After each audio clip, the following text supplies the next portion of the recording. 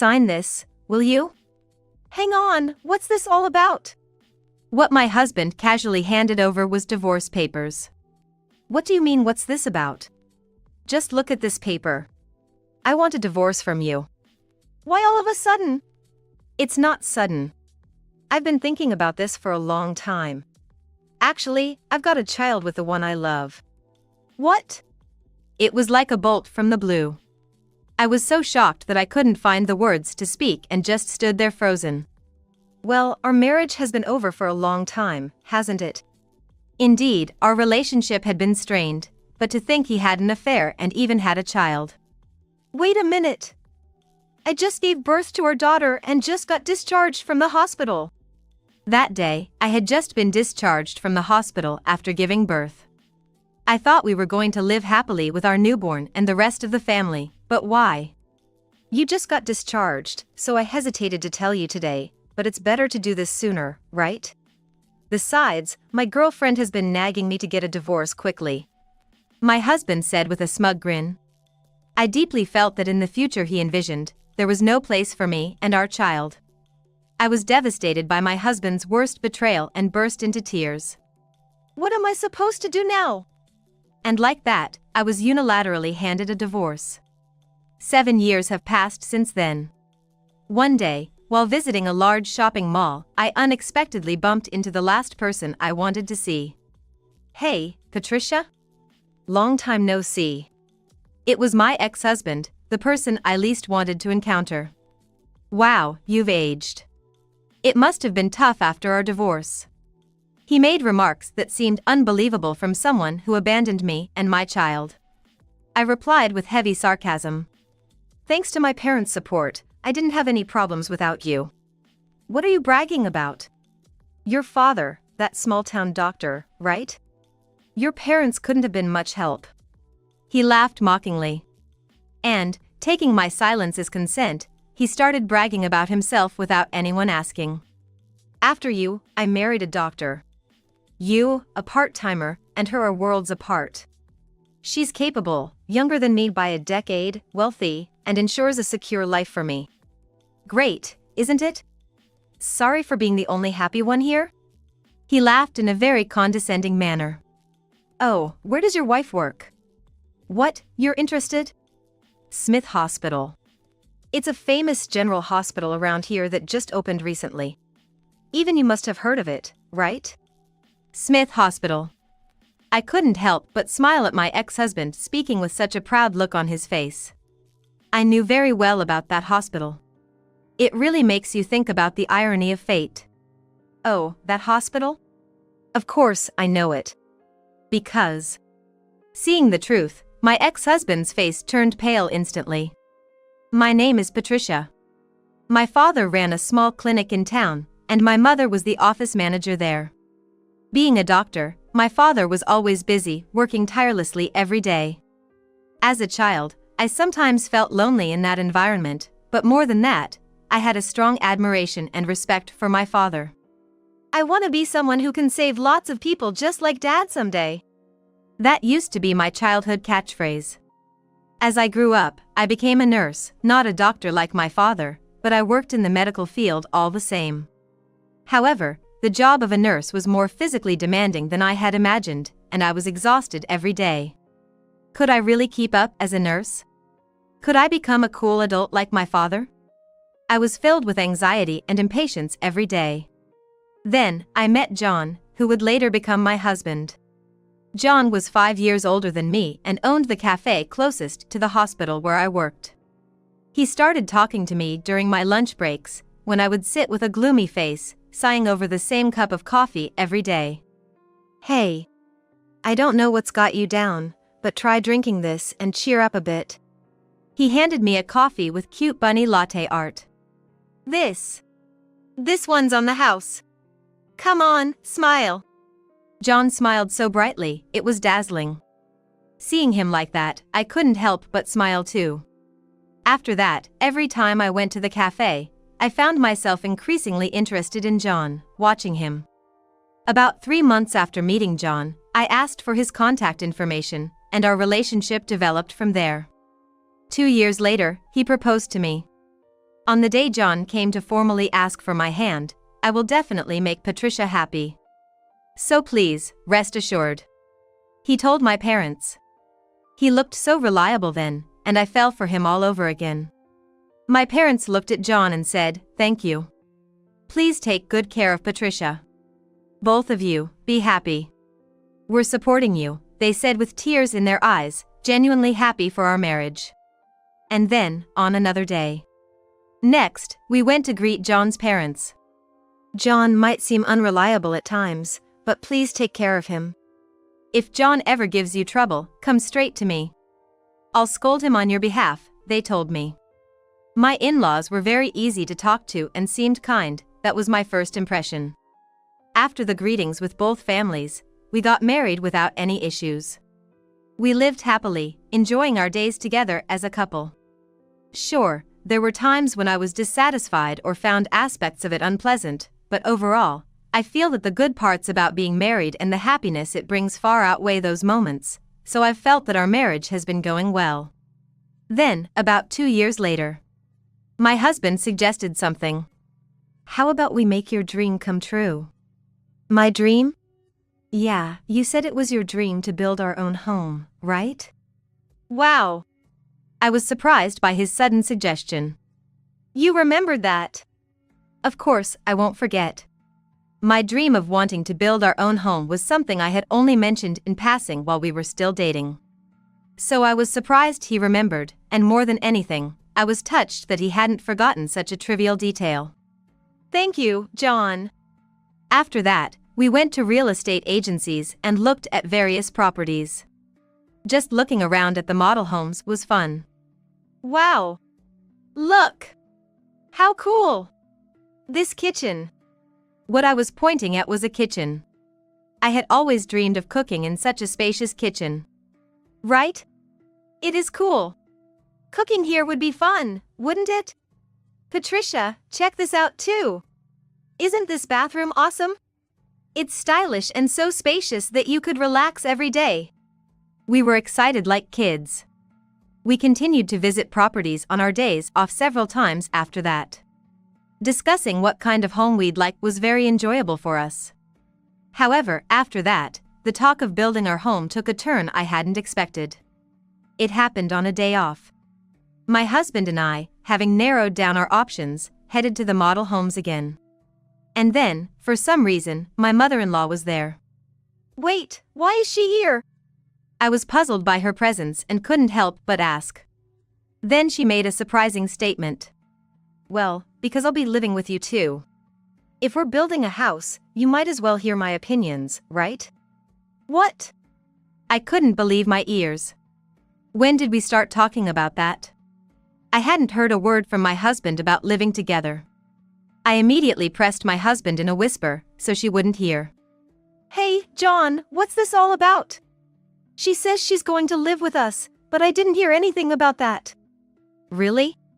Didn't I mention it? What? You know, last year, after my dad passed away from a heart attack?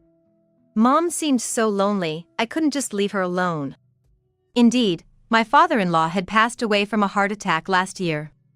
It was all so sudden. My in-laws were really close, always holding hands and going out together on weekends, and I found it heartwarming to see them like that. After the sudden death of him, she was deeply grieving, and both my husband and I were worried about her, but I had no idea he was thinking of living together.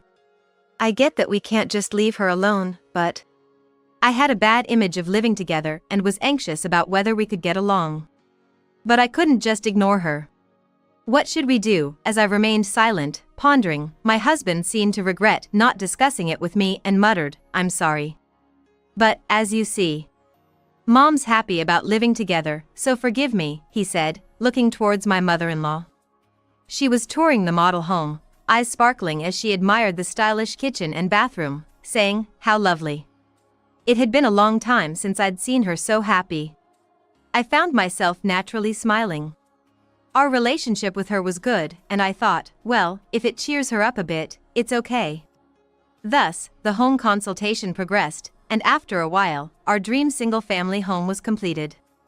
In the beginning, she would often stay in her room or tear up looking at pictures of her husband, but life in the new home seemed comfortable, and gradually, she began spending more time in the living room.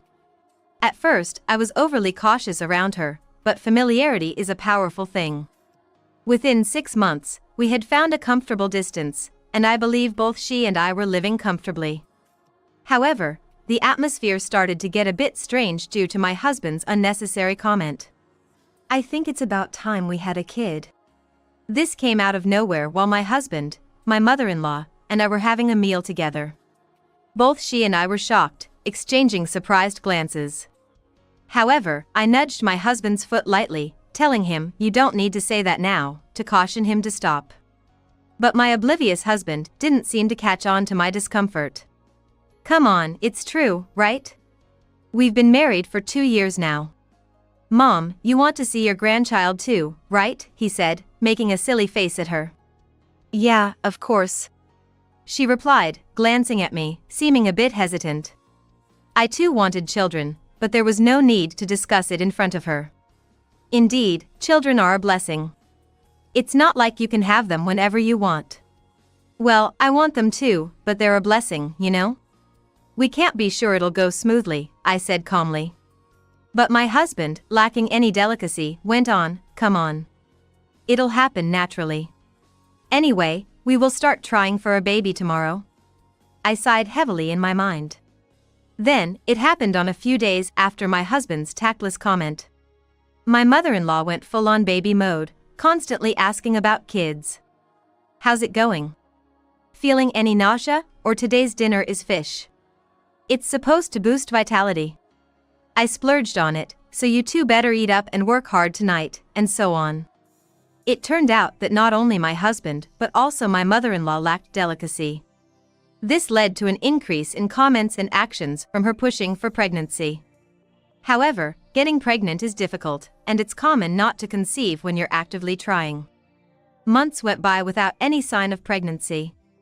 And after another year, our relationship began to strain. "Why aren't you getting pregnant? Is something wrong with you? Don't just decide it's my fault. It could be you." Our arguments escalated, becoming more frequent. Even my mother-in-law was adding fuel to the fire by agreeing with my husband, saying, "Patricia, it must be because you're always cold. You should warm up your body more." It was too much for me to handle. Realizing this couldn't go on, I thought hard and said to my husband with a serious look, "Hey, you know how trying for a baby has been stressful for both of us lately? So, what about we try fertility treatments? Let's get tested." I was worried he would be against it, but he seemed to have his own thoughts on the matter. After thinking for a while, he nodded and said, "Yeah. Let's give it a shot." The following week, we went to a clinic for tests. A few days later, we got the results, and to our surprise, there was nothing wrong with either of us. The doctor suggested we start by tracking ovulation days and timing our efforts accordingly.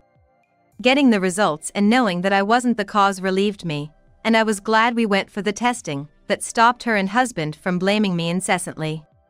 Plus, maybe because the stress diminished after getting the results, it felt like a miracle when, 2 months later, my period was late and I found out I was pregnant.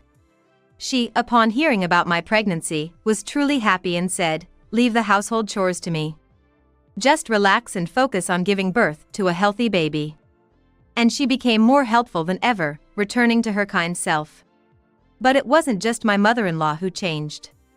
My husband's attitude started to shift too. And it was not for the better. At first, he was happy about the pregnancy, but gradually he began to treat me coldly. "Damn, we have the mortgage to pay, and now we're screwed without your salary," he would complain about not having enough money.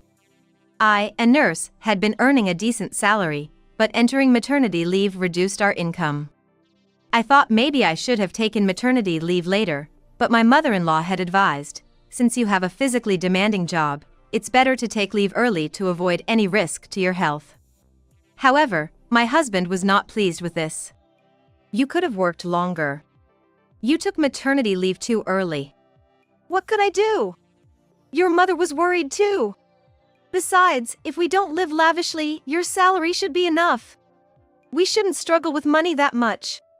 Women have it good. Once they're pregnant, they can dump all the work on the man, he grumbled and stormed back to his room, still in a bad mood. And when my morning sickness started, seeing me rush to the bathroom with a "I feel sick" elicited, again? What a hassle. It even makes me feel sick, from him. It seemed like for my husband, the goal was just to get pregnant, nothing more, nothing less. He appeared utterly disinterested in anything beyond that. Faced with my husband's attitude, I felt immense stress and found myself crying almost every day when he was at work. Seeing me like this, my mother-in-law gently suggested, "Why don't you go back to your parents' house until you're more stable? Sometimes, a little distance can help." She shared that during her pregnancy with John, hormonal changes led to frequent arguments with her husband, and staying at her parents' home for a while helped her find peace and prepare for childbirth. Hearing such an episode from my loving in-laws made me think perhaps a little distance was necessary right now.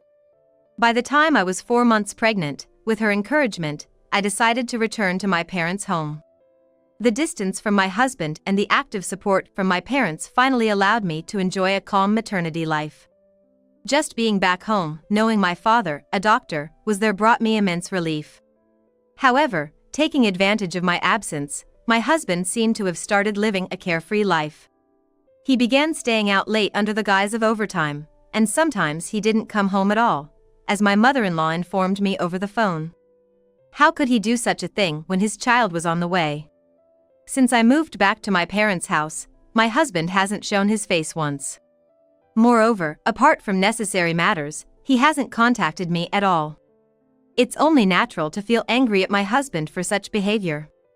The small rift that had formed between us before I moved back home was widening by the day. As my due date approached, I had to confirm with my husband whether he would be present at the birth. But he just dismissed the idea of being present at the birth, saying, "What? No way I can stand there. I can't handle blood." I was beyond angry at his response, I was more dumbfounded. When the labor pains started, my parents took me to the hospital, where I safely gave birth to a beautiful baby girl.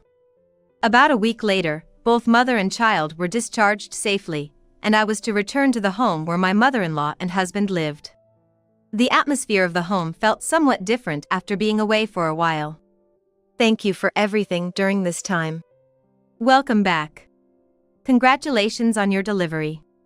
Don't worry about the house, I'll take care of it. Just relax, she said with a hint of sadness in her eyes. Puzzled but grateful, I thanked her and sat down on the sofa, holding my daughter. That day, my husband didn't come home even after 10 p.m. I was trying to mend our relationship for the sake of our child, but it seemed like he had no interest in doing so. I'm going to bed now. John must be busy with work and will be home late again tonight. You must be tired after just being discharged, you should sleep first, she said sadly and went back to her room, seeming low-spirited.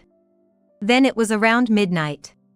I heard the front door open, my husband had returned.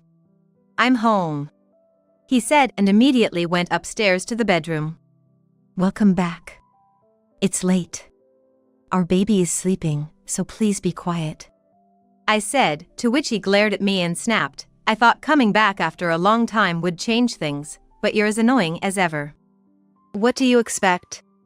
She just fell asleep." "Whatever.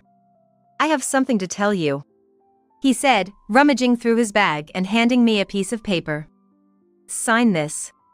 Shocked, I looked at the paper he handed me. It was a divorce paper. "Wait, what do you mean by this?" It turned out to be a divorce paper. "What do you mean?" "It's clear from this paper. I want a divorce from you." "Why all of a sudden?" "It's not sudden. I've been thinking about this for a while. Actually, I've got a child with a woman I love." "What?" It was like a bolt from the blue. I was so shocked I couldn't find words and just stood there frozen. "Well, our marriage has been over for a long time, hasn't it?" Indeed, our relationship had been strained. But I never imagined he had an affair and even had a child. "Wait a minute. I just gave birth and was discharged. I thought we were going to be happy together as a family." "I hesitated to tell you today since you've just been discharged, but it's better sooner than later, right? Plus, My girlfriend has been nagging me to get a divorce," he said with a smirk. I felt deeply that there was no place for me and our child in the future he envisioned. I was devastated by my husband's worst betrayal and burst into tears. "What about your mother? What will you tell her?" "Oh, my mom? She agrees with the divorce. When I told her about my girlfriend, she said she's better than you." "Huh?" I swallowed hard. I understood the situation. It made her awkward response make sense. "So that's it. Leave this house because it's under my name." "What about our baby?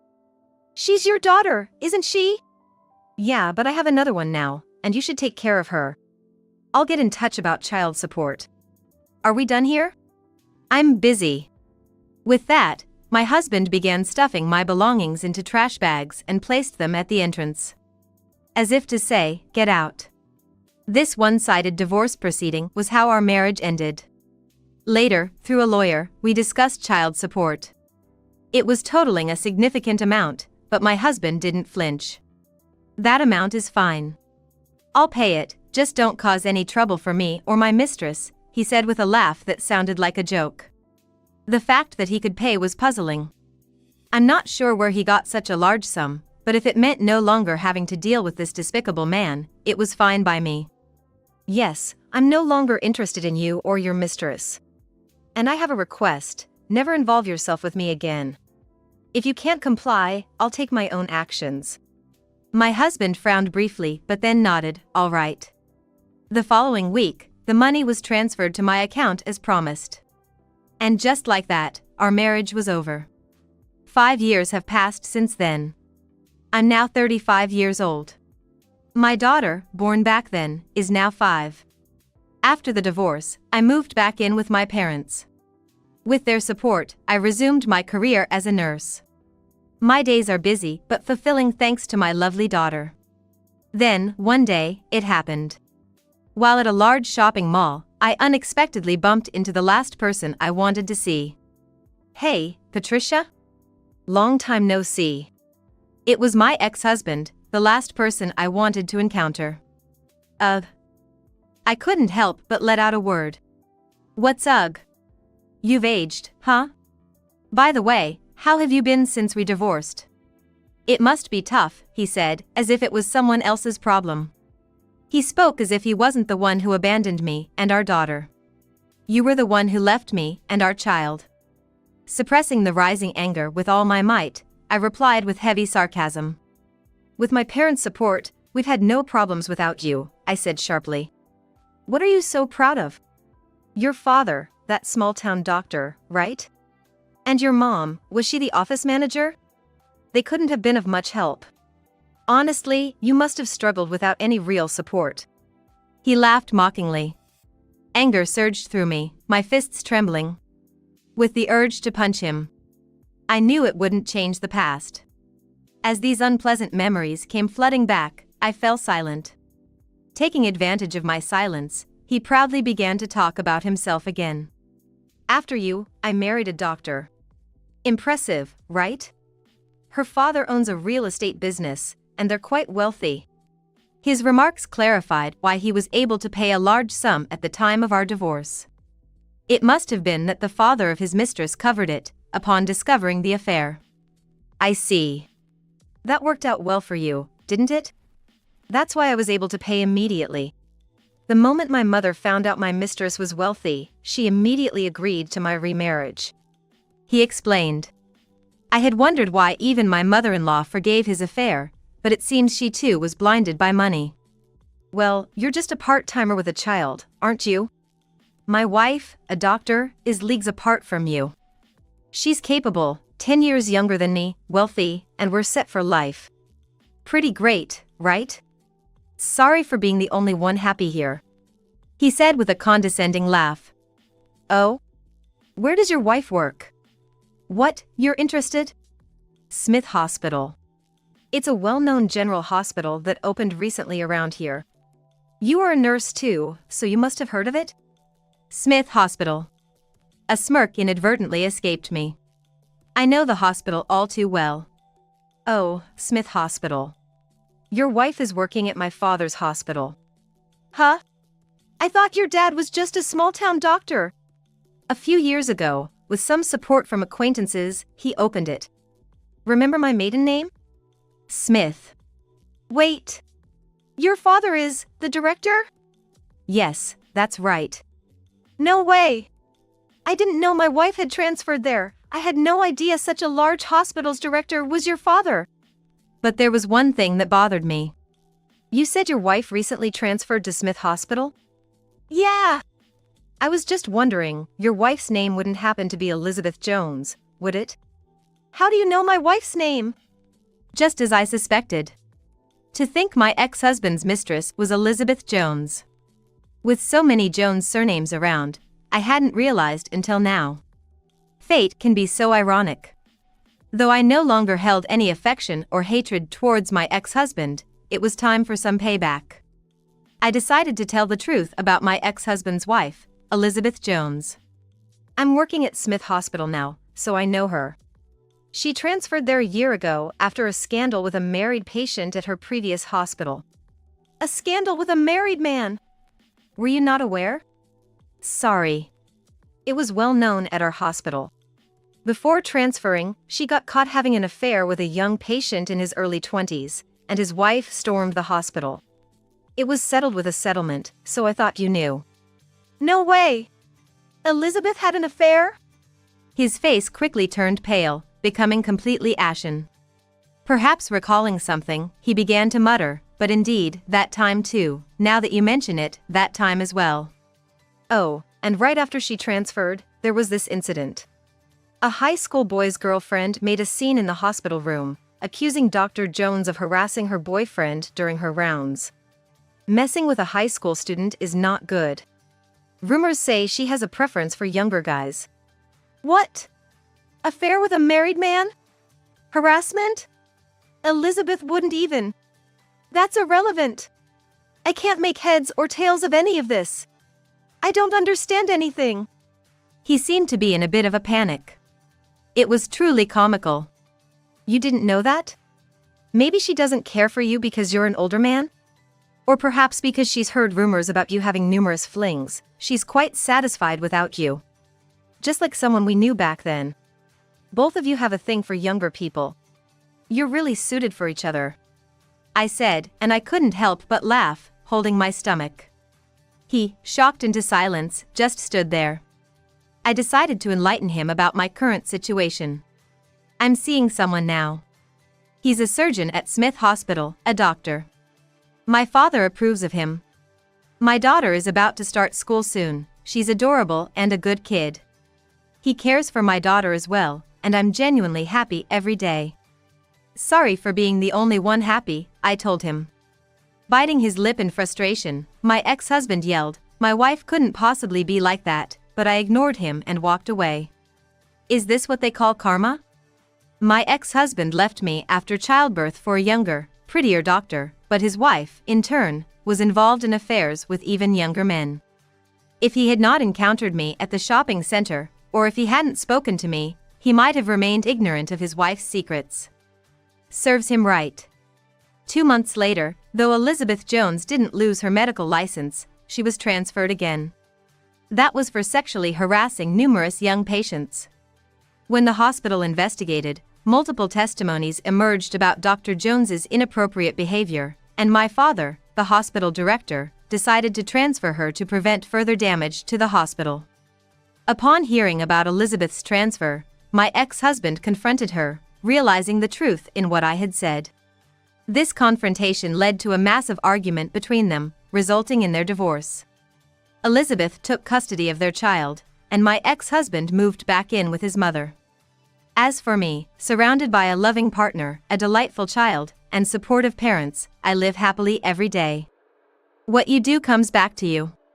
I plan to continue living honestly and uprightly.